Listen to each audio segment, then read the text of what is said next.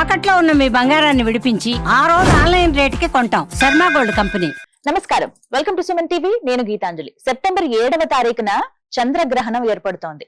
మరి ఆ రోజు విశేషం ఏంటి, ప్రత్యేకంగా ఎటువంటి నియమాలు పాటించాలి, పట్టుబిడుపు సమయాలేంటి, అసలు భారతదేశంలో కనిపిస్తుందా, ఏ రాశుల వారు జాగ్రత్తగా ఉండాలి, ఎవరెవరికి ఎలాంటి విషయాలు జరగబోతున్నాయి తెలుసుకుందాం. గురువు గారితో మాట్లాడదాం. ప్రస్తుతం మనతో పాటు ఉన్నారు ప్రముఖ జ్యోతిషులు, శ్రీచక్రపీఠం వ్యవస్థాపకులు బ్రహ్మశ్రీ ప్రదీప్ జోషి గురువు గారు. వారితో మాట్లాడదాం. గురుగారు నమస్కారం అండి. గురుగారు, చంద్రగ్రహణం సెప్టెంబర్ 7వ తారీఖు, మరి ఏంటి విశేషం? శుభంగా చూడాలా, అశుభంగా చూడాలా? ఒకటి, ఎందుకంటే ఎప్పుడైతే షడ్గ్రహ కూటమి చూసామో ఆ తర్వాత అన్ని భయాలే ఏర్పడిపోయాయి.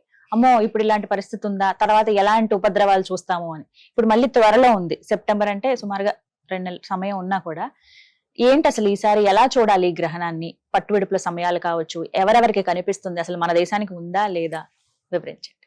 2025లో 2 చంద్రగ్రహణాలు, 2 సూర్యగ్రహణాలు. కానీ 2025లో సూర్యగ్రహణం ఎక్కడా కనబడదు. మన భారతదేశంలో ఎక్కడ సూర్యగ్రహణం అయితే లేదు. చంద్రగ్రహణం అయితే పక్కా ఉంది. 2025 సంవత్సరంలో చంద్రగ్రహణము షష్టగ్రహ కూటమి జరిగింది. మన దగ్గర షష్టగ్రహ కూటమి అయ్యింది కానీ మన దగ్గర చంద్రగ్రహణం కనబడలా. షష్టగ్రహ కూటమిలో మనకి మెయిన్ గా సూర్యగ్రహణం జరిగింది. అది మనకి వేరే దేశాల్లో జరిగింది. దాని యొక్క ప్రభావాలు మనం చూస్తున్నాం. ఇప్పుడు కూడా నిన్ననే నితిన్ గడ్కరీ గారు కూడా ఒక వర్డ్ చెప్పారు. ఏమని అంటే థర్డ్ వరల్డ్ వార్ రాబోతుంది, 3వ ప్రపంచ యుద్ధము వచ్చే అవకాశాలు ఉన్నట్టుగా ఉన్నాయి. ఇటు ఇరాన్, అటు ఇజ్రాయెల్ కి సంబంధించిన యుద్ధం కానివ్వండి, ఇటువైపు ఉక్రెయిన్ రష్యా యుద్ధం కానివ్వండి, ఇప్పుడు ఈ ట్రంప్ గారు చేస్తున్న కొన్ని కొంట పనులు కానివ్వండి, టారిఫ్లకు సంబంధించి వార్ కానివ్వండి, ఇదంతా కూడా ఫైనల్ గా థర్డ్ వార్ కి వెళ్లే అవకాశం ఉంటుందేమో అని చెప్పేసి అని నేనైతే ఇన్స్టాలో చూశాను. మరి వారు నిజంగా అన్నారో లేదో తెలియదు. ఎందుకోసం అంటే సోషల్ మీడియాలో ఎవరు ఏది పెడుతున్నారో, ఎవరి పేరు పెట్టి పెడుతున్నారో తెలియట్లేదు. బట్ ఏదో చూడడం అయితే జరిగింది. అంటే ఎక్కడికి ఏంటంటే మనం షష్టగ్రహ కూటమి, మనం నేను అప్పుడు చెప్పినట్టుగాని చెప్పాను, బంగారం ధర పెరుగుతుంది అని చెప్పాను. అన్ని చెప్పినవి అన్ని కూడా యాజ్ ఇట్ ఈజ్ గా జరిగాయి. సో ఇప్పుడు మీరు బాగా జాగ్రత్త పడాల్సిన విషయం ఏంటంటే, ఇప్పుడు మనకి చంద్రగ్రహణం రాబోతుంది. చంద్రగ్రహణం సాధారణంగా కుంభరాశిలో వస్తే మంచిది కాదు. కుంభరాశిలో వస్తుంది ఈసారి చంద్రగ్రహణం. ఎందుకోసమంటే కుంభము లోపలికి రాహు అడుగు పెట్టాడు. కుంభంలో రాహు అడుగు పెట్టిన వెంటనే కుంభవృష్టులు కురుస్తున్నాయి. మన దగ్గర కాదు, ఎక్కడ ఈశాన్య రాష్ట్రం లోపల కుంభవృష్టి. నైరుతి ఋతుపవనాలు వచ్చేసి ఇప్పుడు మనం ఉత్తరాఖండ్ లో చూస్తే ఇప్పటి వరకు ఎప్పుడు చూడనంత ప్రళయం ఏర్పడుతుంది, అక్కడ విలయం ఏర్పడుతుంది. విపరీతమైనటువంటి నీళ్లు, క్లౌడ్ బస్ట్ అనేది అంటున్నారు, అలా చాలా జరుగుతున్నాయి. సో ఎవరైనా సరే బద్రీనాథ్, కేదార్నాథ్ దర్శనాలు ఏమైనా చేసుకునేది ఉంటే ఈ ఆగస్టు ఎండ్ వరకే కంప్లీట్ చేసేసుకోండి. సెప్టెంబర్ 7 తర్వాత ఈశాన్య రాష్ట్రాలు, ఉత్తరాది రాష్ట్రాలు అంత శ్రేయస్కరం కాదు. అండ్ మన దగ్గర కూడా అంత మంచిది కాదు. ఈసారి మనకి సేమ్ మళ్ళీ కృష్ణా నది కానీ ఎక్కువగా గోదావరి నది. ఈసారి గోదావరి నదికి చాలా నీళ్లు వస్తాయి. భద్రాచల వాసులు కూడా చాలా జాగ్రత్తగా ఉండాలి. ఈసారి చంద్రగ్రహణము సెప్టెంబర్ 7వ తారీఖు శతభిష నక్షత్రములో మొదలయ్యి, అంటే శతభిష నక్షత్రం యొక్క 4వ పాదంలో మొదలయ్యి పూర్వభాద్రపద నక్షత్రములో 1-2 పాదాలు ఈ గ్రహణం అనేది ఏర్పడే అవకాశం ఉంటుంది. ప్రథమ పాదంలో అయితే గ్రహణం ఏర్పడుతుంది. కాబట్టి మొత్తం మీద చూస్తే చతుష్పాద నక్షత్రములోనే గ్రహణం ఏర్పడుతుంది. అంటే పూర్వభాద్రపద నక్షత్రం యొక్క 1వ పాదం వరకు ఏంటంటే మనకి పూర్వభాద్రపద, ఉత్తర భాద్రపద, రేవతి, అంటే పూర్వభాద్రపద నక్షత్రం యొక్క 3 పాదాలు ఏవైతే కుంభరాశిలోకి వస్తాయి. కాబట్టి ఈ గ్రహణం అంతా కూడా కుంభరాశిలోనే జరుగుతుంది. కొంచెం స్పర్శ అంటే దానికి సంబంధించిన గ్రహణం ఏదైతుందో మీనరాశి కూడా ఉంటుంది. ఈసారి మనం బాగా ఆలోచించవలసింది ఏంటంటే, ఈ చంద్రగ్రహణం భారతదేశంలో కనిపిస్తుంది, సుస్పష్టంగా కనిపిస్తుంది. కాకపోతే వర్షం పడితే మనం తెలియదు. ఎందుకోసం అంటే ఎప్పుడైనా గుర్తుపెట్టుకోండి, చంద్రుడు శతభిష నక్షత్రములో ప్రవేశించగానే, ఎప్పుడైతే చంద్రుడు శతభిష నక్షత్రంలో ఉన్నప్పుడు దాని ఎదురుగానే సూర్యుడు గనక మఘా నక్షత్రంలో గాని సింహరాశిలో గాని ఉన్నప్పుడు ఎట్టి పరిస్థితుల్లో వర్షం పడుతుంది, అందులోపల డౌట్ లేదు, పడుతుంది. తప్పకుండా వర్షం పడుతుంది. హా. సో ఈసారి గ్రహణం అప్పుడు కూడా మేఘాలు కమ్ముకుంటాయి, హ్మ్. గ్రహణం అప్పుడు వర్షం పడతా ఉంటుంది, గ్రహణం ఏర్పడుతూ ఉండే అవకాశం అయితే దాదాపుగా ఉంది, 90% ఉంది, అందులోపల డౌట్ అయితే లేదు. హ్మ్.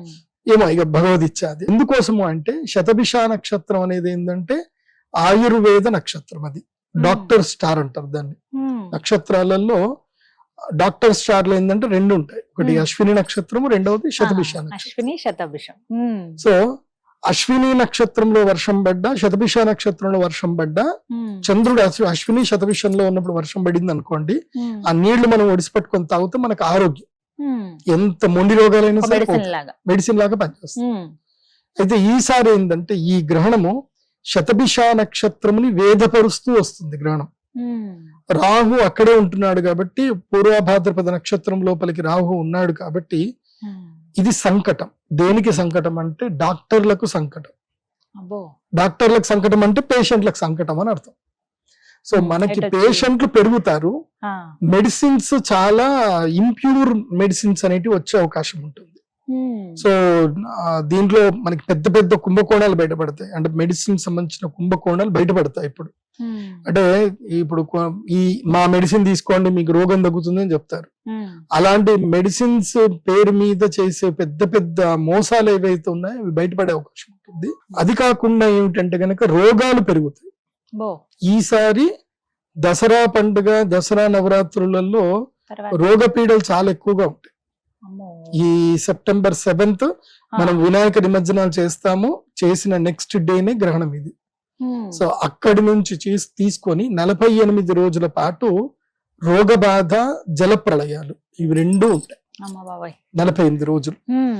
అంటే September 7th నుంచి ఆల్మోస్ట్ October 30th వరకు. ఈ ప్రభావం ఉంటుంది. అక్టోబర్ 19వ తారీఖు 20వ తారీఖు దీపావళి ఉంది. హ్మ్. సో అప్పటి వరకు మనకి పీడలే ఉంటాయి, హ్మ్. సుమారుగా 50 రోజులు అటు హ్మ్. ఇటుగా ఉంటాయి. హ్మ్. కాబట్టి ఈసారి ప్రజలకు నేను చెప్పేది ఏంటంటే హ్మ్.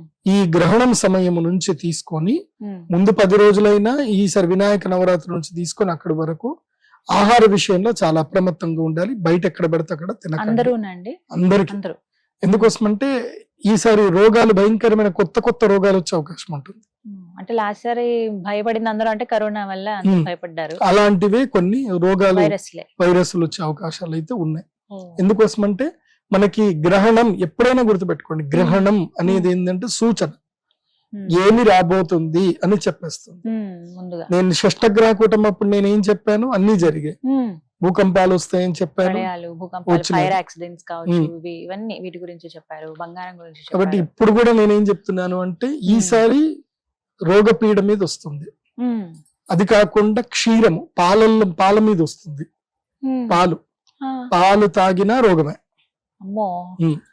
పాల కల్తీ పాలు ఇంక చాలా బయటపడతాయి. ప్రాబ్లం. సో ఇలాంటివి కొన్ని ప్రోబయోటిక్స్ కలపడము, లేకపోతే కెమికల్స్ కలపడం, ఇలాంటి విషయాలన్నీ కూడా కొన్ని బయటపడతాయి. కాబట్టి ఈ గ్రహణం వల్ల ఇవి కీడైతే కొన్ని మేలు కూడా ఉన్నాయి. మేలేంటండి? కొన్ని మేలు ఏంటంటే గనక ఎప్పుడైతే పూర్వభాద్రపద నక్షత్రములో గ్రహణం గనక ఏర్పడితే మెటల్స్ వాల్యూ పడిపోతాయి. సో మెటల్స్ అంటే ముఖ్యంగా బంగారం ధర కాస్త పడిపోయే అవకాశం ఉంటుంది. 10,000 వరకు తగ్గే అవకాశం ఉంటుంది, 5 నుంచి 10,000 తగ్గుతుంది. అయినా సరే మళ్ళీ పెరిగిపోతుంది. ఒక 15 రోజులు మాత్రం బంగారం వాల్యూ పడిపోతుంది, తర్వాత మళ్ళీ వాల్యూస్ పెరిగే అవకాశం ఉంటుంది. అందులోపల ఇంకోటి ఏంటంటే అల్యూమినియం, తర్వాత ఇంకా వేరే ఏమైనా మెటల్స్ వాల్యూస్ మాత్రం కాస్త పడిపోతాయి. దానివల్ల కొంచెం ఊరట అయితే లభిస్తుంది కొనుక్కున్నాను. అది కాకుండా ఇంకోటి ఏంటంటే దీని తర్వాత ఏమిటంటే గనక రైతులకు మంచి లాభదాయకంగా ఉంటుంది. అన్ని కుంటలన్నీ కూడా నిండుతాయి. కుంభరాశిలో చంద్రగ్రహణం ఏర్పడితే జలము విపరీతంగా భూమికి లభిస్తుంది. దాన్ని మనం సద్వినియోగం చేసుకోగలిగితే మంచిది, దాన్ని సద్వినియోగం చేసుకోలేకపోతే అదే జల ప్రళయం అంటారు. ఇప్పుడు పోయినసారి ఏం జరిగింది, అప్పుడు నేను చెప్పాను ఇది మంచిది కాదండి, గ్రహణం జరిగినప్పటి నుంచి మంచిది కాదని చెప్పాను, వినలేదు. చాలా మంది లైట్ తీసుకున్నారు. బుడమేరు పొంగింది, ఏమైంది అసలు బుడమేరు జలప్రలయం వస్తానే కూడా ఎక్స్పెక్ట్ కూడా చేసిన చిన్న వాగు, చిన్న వాగు, కాకపోతే అక్కడనే క్లౌడ్ బస్ట్ అయింది, ఉన్న నీళ్ళన్నీ వచ్చాయి. కాబట్టి ఇప్పుడు తెలుగు రాష్ట్రాల్లో ఉండేటువంటి గౌరవ మంత్రులందరూ కూడా చెప్పేది ఏంటంటే మీరు ఇప్పుడే ప్రిపరేషన్ ఏమున్నా చేసేసుకోండి.